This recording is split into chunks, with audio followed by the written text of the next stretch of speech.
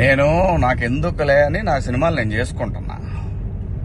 Yes, Amaravati విషయంలో శివాజీ ఎప్పుడైనా మాట్లాడతాడు, ఎప్పుడైనా ఏ పార్టీతో అయినా ఎదురెళ్ళి మాట్లాడతా. అది రైతుల కష్టం. ఆ కష్టాన్ని మీరు మీ ఇష్టం వచ్చినట్టు ఎవరికాళ్ళు వాడేసుకుందామంటే చూస్తా ఊరుకోం. ఏంటి, నేను ఈ సినిమా రిలీజ్ ముందు ఇచ్చిన ఇంటర్వ్యూ మీ అందరికి చాలా ఇబ్బందిగా అనిపించింది కదా. నేను ఎప్పుడైనా మాడతా గురు, ఎవడికి భయపడను. మీలాగా ఆడెవడో ఇచ్చే పేటీఎం డబ్బుల కోసం నా బతుకు నడిస్తే చాలులే అని అనుకుని పోయే రకాన్ని కాదు నేను. అలాగైతే మీ అందరూ తెలుసోలేదో, నేనే ఒక వ్యవస్థను ఏర్పాటు చేయగలిగినోడిని నేను కాదు. ఈ బతుకిచ్చింది మనకి జనం, అది నాకైనా రాజకీయ నాయకులకైనా.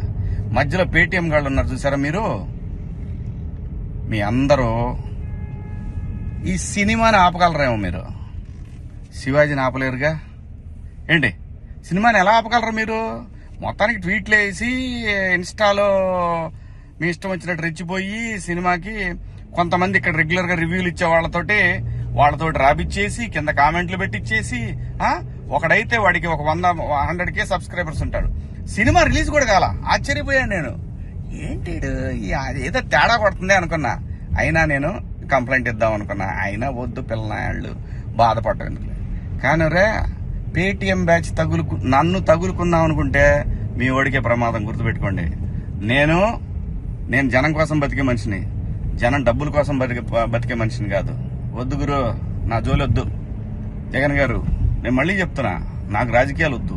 నాకు కావాల్సింది, నేను అమరావతి రైతుల కోసం నిలబడ్డాను, జనం కోసం నిలబడతా. అది ఏ పార్టీ అయినా, అది మీరైనా ఇంకో పార్టీ అని ఎవరైనా సరే, ఎదురొస్తే జనానికి ఎదురొస్తే మాత్రం నేను నిలబడతా. కానీ నేను మాట్లాడుకుందా ఇంక నుంచి. నేను డైరెక్ట్ గా అడుగుతా పీఎం గారినే, ఈ దేశంలో సిబిఐ మీద నమ్మకం ఉండాలంటే, సిబిఐ మీద నమ్మకం కుదరాలంటే ఫస్ట్ కేసులను రాజకీయ నాయకులందరినీ కూడా పక్కన పెట్టి, రాజకీయాల నుంచి పక్కన పెట్టి, వాళ్ళు మంచోళ్ళ చెడ్డోళ్ళ అని తేలిన తర్వాత వాళ్ళని పాలిటిక్స్ లో ఉండే విధంగా చేయగలిగితే బాగుంటుందని పీఎం గారిని కూడా అడుగుదాం అనుకున్నా. ఇక నుంచి మిమ్మల్ని రోజు అడుగుతా. ఇక నుంచి మీకు రోజు నా జోలు రావద్దు.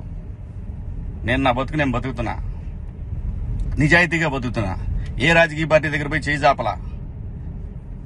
మీరంటే భయపడతామా? ఏం చేస్తారు అబ్బాయి? మీ గవర్నమెంట్ ఉన్నప్పుడే ఏం చేయలేకపోయారు. నన్ను ఎందుకు చేయలేకపోయారు తెలుసా? పైన నేచర్ ఒకటి ఉందిరా అబ్బాయి. రప్ప ఇవన్నీ బాగుంటాయి వీడియోల్లోనూ వాటిలో చూసుకోవటానికిను ఎగేసుకొని మనం భుజాన రేపేదో జరుగుద్దని ఊహించుకుంటే. మనందరికంటే ప్రకృతి గొప్పదిరా అబ్బాయి, గుర్తుపెట్టుకోండి.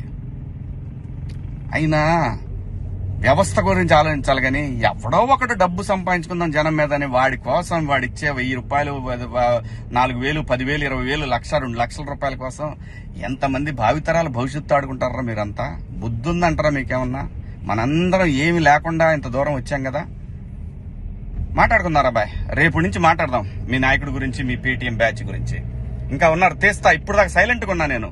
మీరు నా బతుకు దాకా వచ్చారు చూసారా, ఒక్కొక్కటి చూద్దాం, మాట్లాడుకుందాం రా బాయ్.